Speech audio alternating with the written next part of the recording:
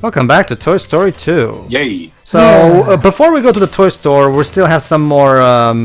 Unfinished business. Yeah, basically, Theo, I'm doing the basic stuff where I'm trying to progress, and in the mid-bits I'll just go back to previous levels to get any more tokens that I might need. So, Sure. it boils down to that. Pedro, I have bad news. Yes, Jova?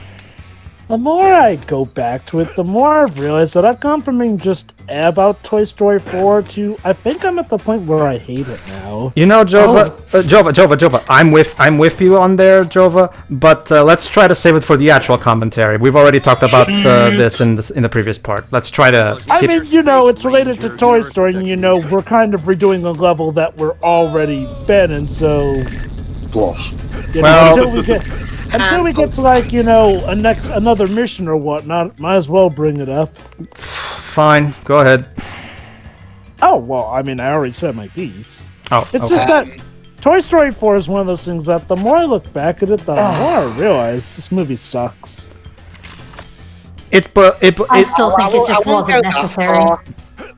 It's because that's the thing, Shiroi. It's like Jova said. That's the thing, Shiroi. The more you watch it, the same thing happened to me, Shiroi. Remember, it was when I was watching it with Jova that I did notice that. Wait a minute, Bo. You just said that Woody's sense of loyalty is what attracts you to him, and yet he proves to you at the very end that his sense of loyalty is now no longer. So by that logic, you shouldn't even love him as much anymore. Don't you know the saying though? Chicks over kids. No. Yeah, hoes before kids. Yeah, that was the joke that I did when I was watching with Joe. But hoes before kids. So. I mean, that's the thing. He literally gave everything up for some porcelain ass. Like I said, our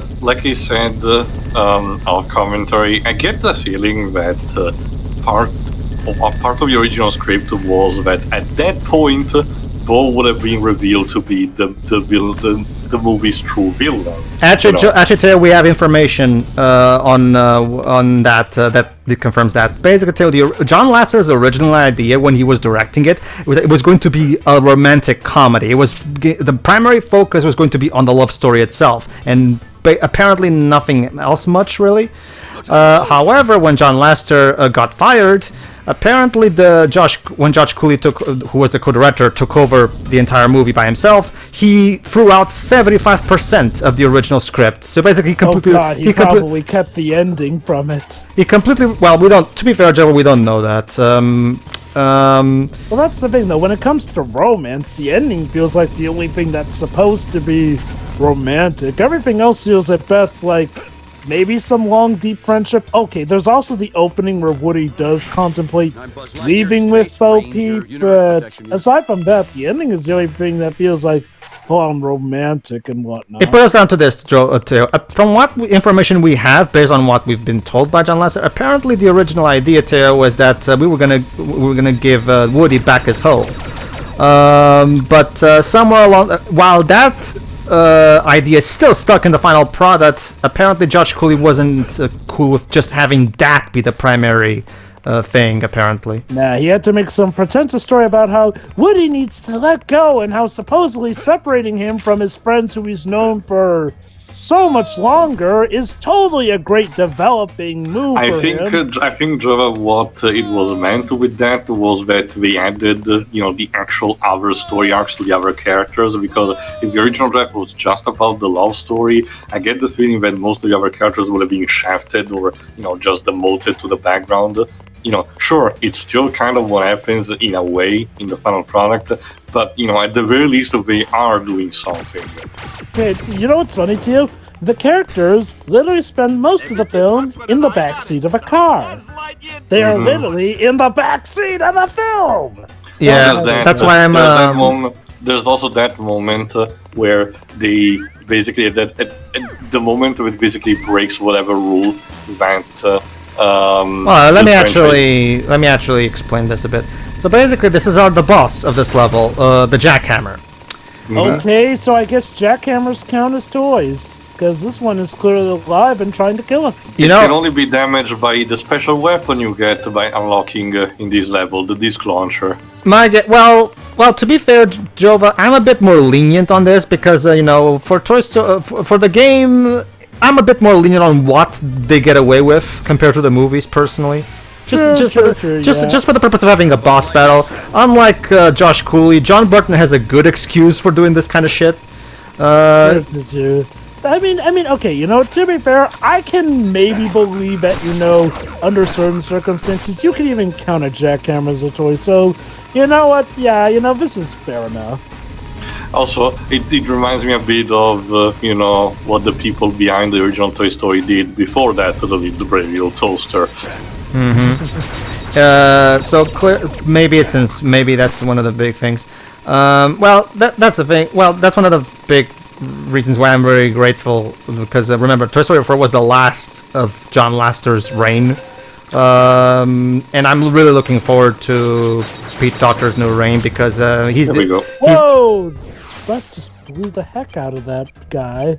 Yeah, basically those disc thingies. I think they're a reference to what Buzz does in later in the battle against Zurg with the movie, where he throws those little discs at Zurg. I think it's supposed to be a reference to that. Yeah. So good callback, John.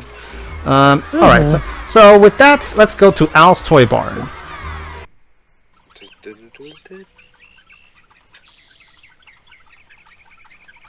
It's closed. Oh no, it's closed. We're not preschool toy, Slinky. We can read. Alright,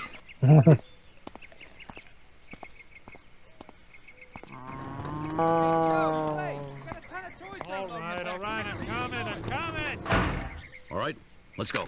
But the sign says it's closed. Did they just get the scratch voices? No, all together.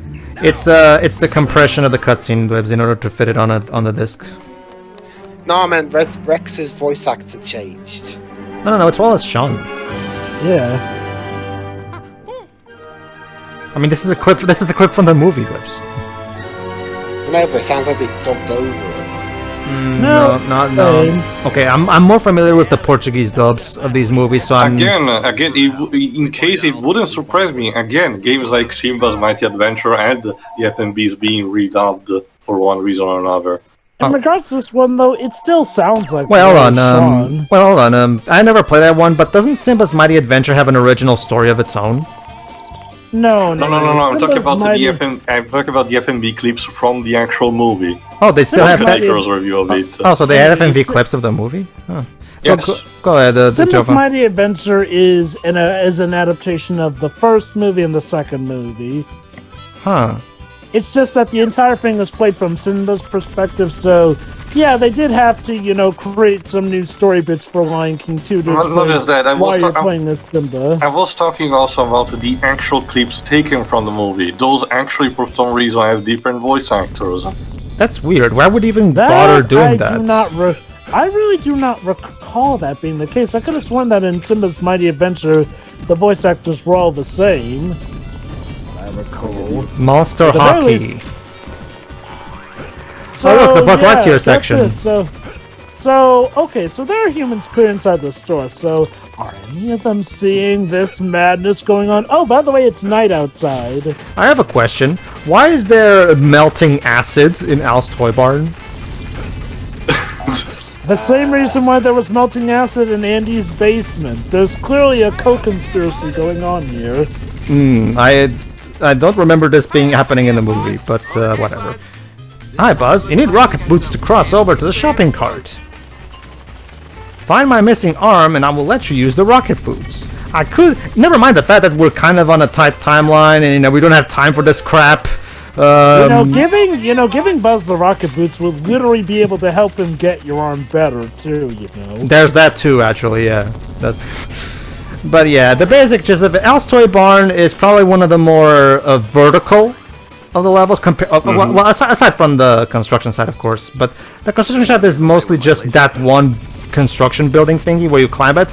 But this one is vertical all around, like all the places in this area are mostly vertical. In a sick kind of way, I kind of love how chaotic this level is because, Jesus Christ, is there a lot happening in here. Thanks, Buzz. Thanks for finding my arm. Now you can use the rocket boots. They give you a great speed for a short amount of time. They're great for racing around with. Alright, let's try them. They also help give you a longer jump, if I recall correctly. Yeah, yep. Okay, this also boils down to one issue. I have the controls of the rocket boots are not the best, so you have to. I recommend you train a bit with it so you can get used to the acceleration can be a bit unwieldy sometimes with the rocket boots. So you really need to do some quick reflection. Some quick reflection speed. So not reflexes. Reflex speed. Yes, that. Dodgeballs! What are they doing out of here?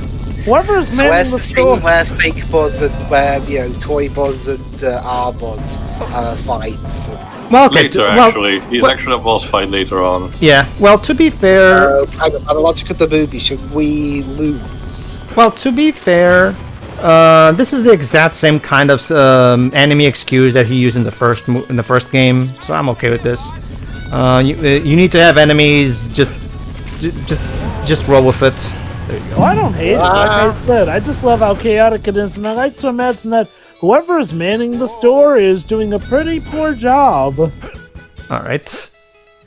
Yeah, the store's nearly. Well, actually, the shop's shut at this point.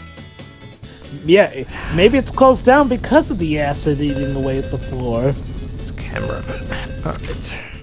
Fuck. Oops. Oh, See, it's draw perspective. distance. Not so much that. It's more so perspective fail because I'm looking at it from a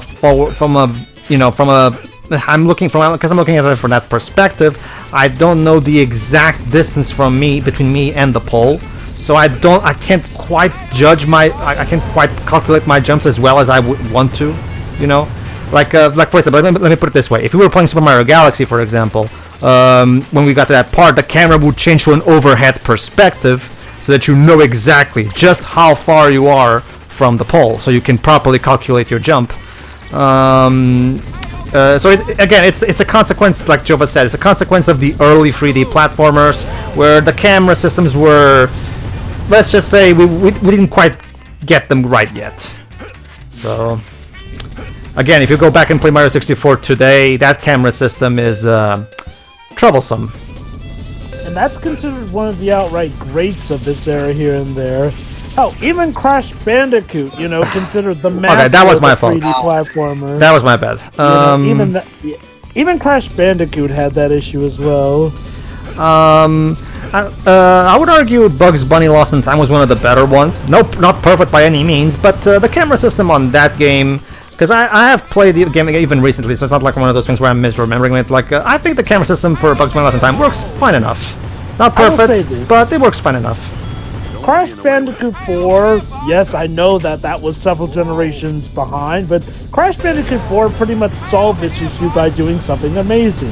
Giving you a marker showing where your character was about to land in regards to how you were jumping and whatnot. Like, I know it's weird. Okay, there are probably other games that have done that, but when it comes to, an overall 3D platformer doing it, it was such a godsend with Crash Bandicoot 4 doing it that in some ways, you almost want them to retroactively go back to the original 3 and just install that, because it's amazing how much that yellow marker is for gauging your jumps and whatnot.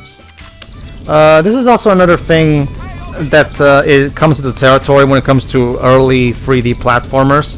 You have to go through the levels and you have to do a specific platforming section.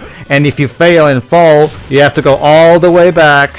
This is something that got fortunately fixed later in more modern 3D platformers, where they would design the level in a way that allows you to go back to the previous section more, a bit faster, But back in these early days, these 3D platformers could become a bit tedious, because one misstep and you fall. You have to go all the way back and do all that crap again, and now I have to wait for the time to run out. It can be a bit frustrating. Like again, this is not okay. Now, again, to the game's credit, this is just a consequence of the time that this game was made. To be fair, even Banjo-Kazooie had problems at this problem, so it's just one of those cases of like this is definitely a game that's a product of its time. All right, Very much so. let's try this again. All right. It's Oh, God, Jeff, these controls are very erratic. well, that's a thing, It's Shiro. the typical. Allow me. It's that typical mentality. Hey, we have a power-up that speeds up the character. Well, that means we got to take away proper turning controls to make it supposedly more fair, so that they don't become overpowered. Okay, not Pedro, could you skip these bits? Well, I'm trying to show off what it's like, you know, the overall Toy Story 2 experience. We have editing in this one page. Don't worry, Dwebs. As you can see, this part is not exactly long anyway. Don't worry, we will not be here for... in fact, as you can see, I basically gave up. So, I'll do that some other time. Let's try some other token. Not the Final Fantasy 8 tutorial. Not really a fair comparison, but sure. Both teams. I wouldn't call this game tedious as much. It's a bit frustrating because of the outdated design than anything. And there you go. Once again, Don't write the checks yourself, you lazy bitch. remember, Dwebs, it's the primary formula of this game. There's always someone who wants you to find 5 of something, basically. Even though they're incredibly lazy. Look at it this way, Dwebs. Have you played Mario 64? To be fair, Wibbs, in this case, they're toys. They don't exactly get around as easily as we do. Well, look at it this way, Dwebs. All these bouncy boxes they can use. Well, look at it this way, Dwebs. It's like in Spyro, where you have to, where obviously it boils down to, you know, collecting gems, you know, or crystals rather. I mean, in that case, it makes sense. You know, the gems are either stolen or they get scattered all over the place. Well, then remember, this is a collectathon, so that's kind of the whole point, to collect things.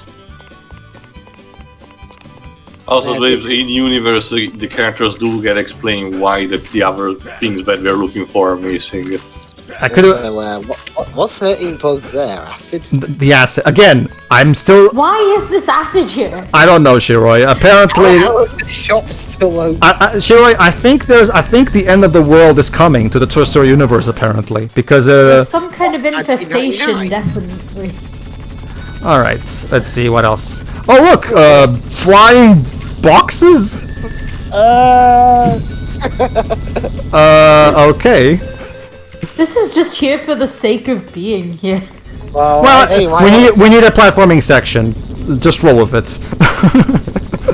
box. Again, you know what? I just really want to see the reaction skateboard. that people have when they see There how you go. much in disarray things are after the characters are done with things here.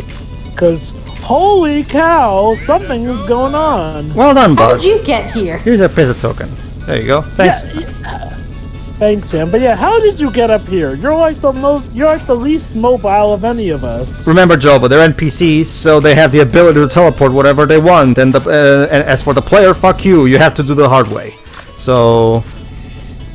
The chosen one doesn't get all the perks. Alright, so course. this section you Lock have of to... Destroy activates the levers. You have to unlock the drawers by shooting the chain locks. Locker. Yeah. It's a bit hard to do it from this distance for that one. Let me. I think I'm gonna try to do it from here though. Hold on. I think you can do it from here if I remember correctly. Nope. No? Okay. Okay. Never mind. I guess I'll have to do it mid-platforming. Of course. Okay. I'm gonna wait a bit till the pattern starts all the way back. There you go. Why is the cabinet opening on its own? What is going on here? Is this place haunted? Well, at least at Yes. least I shot the thing. So still progress. Still. It's a again. It's well. Remember, Jova, you have to think like a game designer. You know, like. Yes, I know. But seriously, yes, thinking like a game designer, yes. But I do have to ask: is this place haunted? Well, there's acid. Maybe that is your hint. You think ghosts is behind this? Fuck. All right, and okay. I get it. I get it. It's a platformer. So if I fail the section, I have to do it again. I get that. I know how platformers work. But do you really need to have acid be my punishment and hurt my health? You know. See, Pedro, you have to think like a game designer. But at least have it make sense. He could be tripping over marbles or something. This is a toy store. Well, we can't really rent the marbles here because. Okay. Let me see. Again. You know, at the very least, they could have come up with a wacky reason for why there's acid here. Like, I don't know, maybe it's like some cleaning fluid that is acidic to toys. This is one of those platforming sections.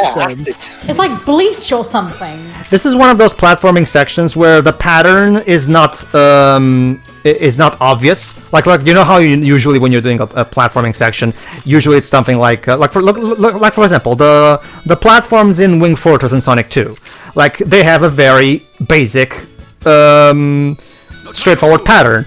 One opens up and then one right next to it opens up, and so on and so forth. So you just keep jumping over the platforms as they keep opening up. There you go. The pattern for these three, however, is a bit less straightforward. So you have to do what I did, where you have to basically do this thing where you jump at the last moment, right as the thing is about to come up. So it's one of those that really tests your... if you can get to my hatching egg in time, you can keep the chick that you find in it. Come back and see me after you've got the chick. So we can keep your baby. Okay. You're just willing to give away your kid that easily, honey? That was... Anything you want to say, Teo? No, that was your cue to actually jump. I know, Teo. I get that, Teo. I just thought, remember, it's a bit, don't worry, I'll get back here later. Let's just, I got myself some tokens. There you go. I got at the very least 2, so there's that. No, Rex, I don't want to save my game just yet. Al's Spaceland, there you go. This is a different section of the toy barn. So the toy barn is that big that you have to encompass 2 levels. Alright. Am I really that fat? Yes, you are. And... What are you doing? You're in direct violation of Code 6404.5, stating all Space Rangers are to be in hypersleep until awakened by authorized personnel. No. You're breaking ranks, Ranger. Buzz Lightyear to Star Command. I've got an AWOL Space Ranger. Tell me I wasn't this deluded. Yes, you were. Yes. Unfortunately, you were. The laser, that's a light bulb. Has your mind been melted? I swear, this is part of the reason why Toy Story 2 was my favorite one. The jokes were just the best in that one. Especially Time for this.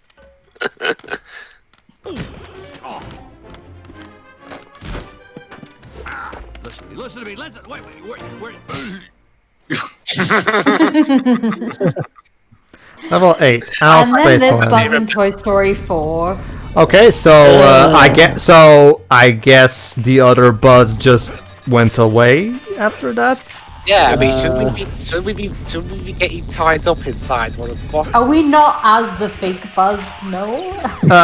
Again, Shiroi, it's abundantly clear that they thought of the game first and trying to tie it in with the story second, very last second. So, okay, here's what I would have done. Have a boss fight occur after that cutscene. Yeah, that actually is a good idea. Why can't we have a boss battle against New Buzz? That would be cool. Or hell, if they wanted to be really atmospheric and, true to the story, have us play as New Buzz, since we have to defeat Old Buzz and whatnot, and yada yada yada. Yada yada yada. Okay. There's so much they could have done and just... Okay, didn't. fortunately in this one is a bit easier to tell how far you are, but there you go, might as well check. Oh, like Zurg toys. And remember, remember, if Toy Story 2 is to be believed, Zurg toys also believe that they're the actual characters. So, fuck. It kind of really does make one wonder what a whole toy's beginning and start is like. And considering how, they apparently know the lore of their own companies and whatnot, why did Woody not know the lore of his own toy series?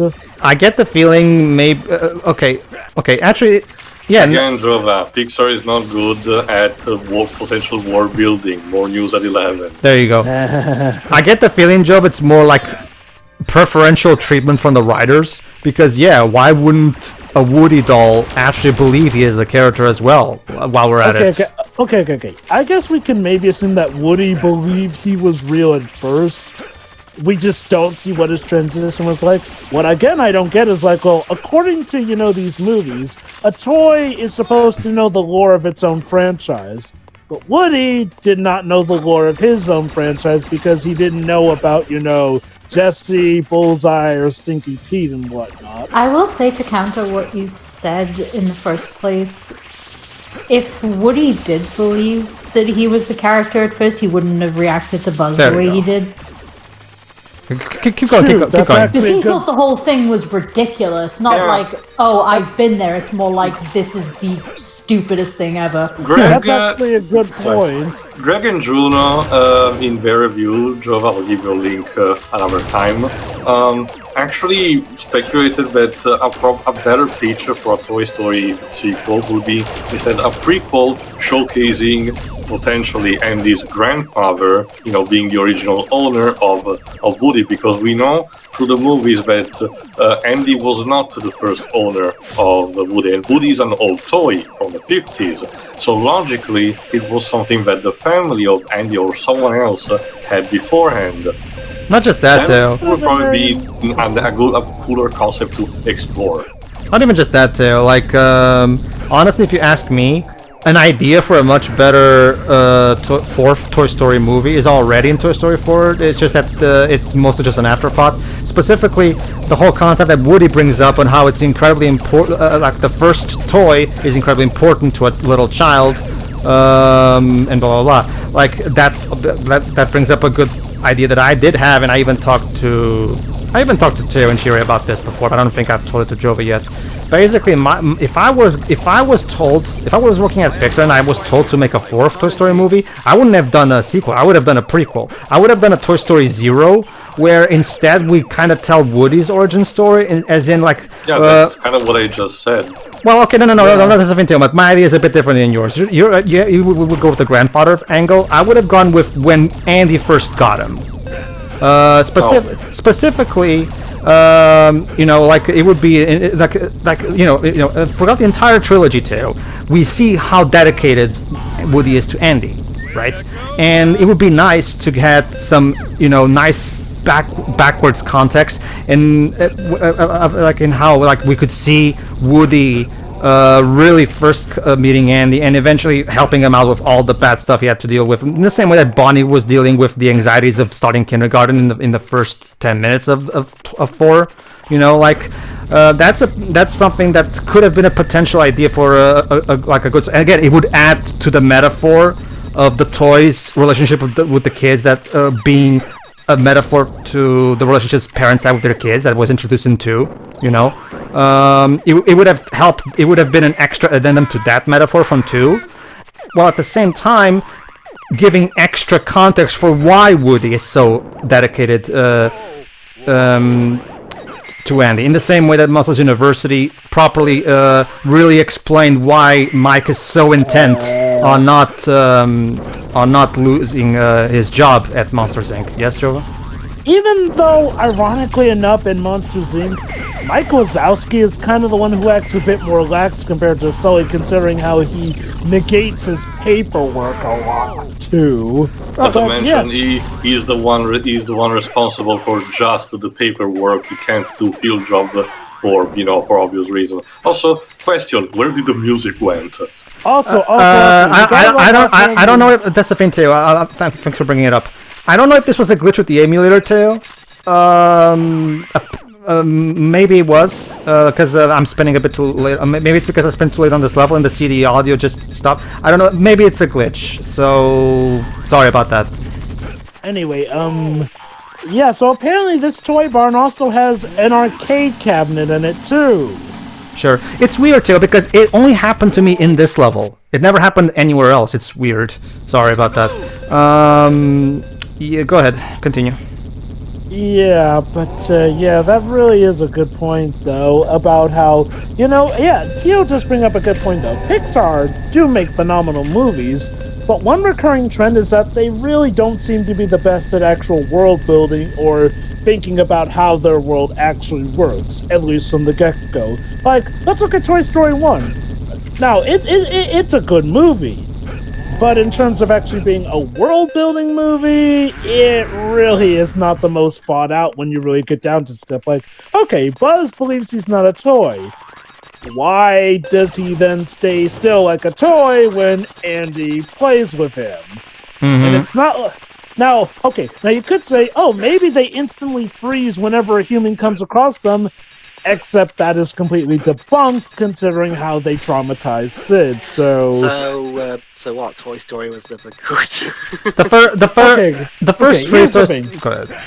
Here's the thing about Pixar movies. They're good, but when you really start to think about how the worlds work, you can realize how they can fall apart. That said, though, normally they're good enough so that you don't think about that.